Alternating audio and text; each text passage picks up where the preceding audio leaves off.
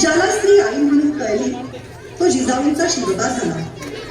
ज्याला स्त्री बहीण म्हणून कळली तो मुक्ताईचा ज्ञानदेव झाला. ज्याला स्त्री मैत्रीण म्हणून कळली तो राधेचा श्याम झाला. आणि ज्याला स्त्री पत्नी म्हणून कळली तो सीतेचा राम झाला. आजची स्त्री चूल मूल आणि करिअर कौशल्याने हाताळते.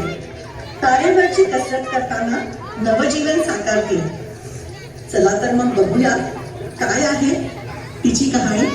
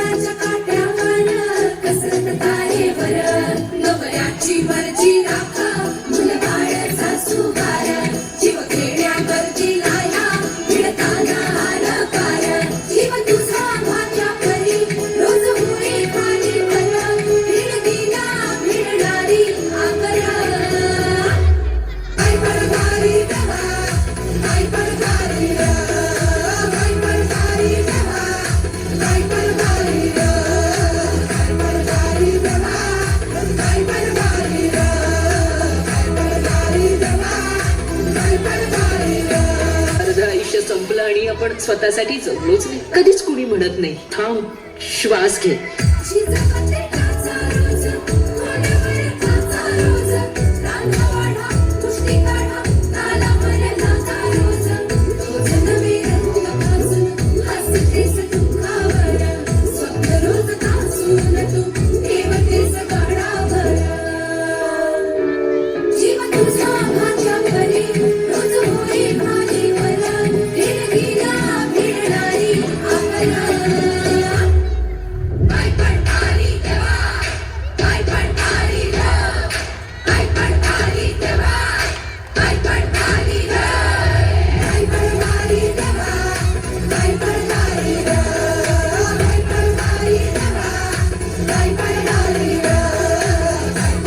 Bye.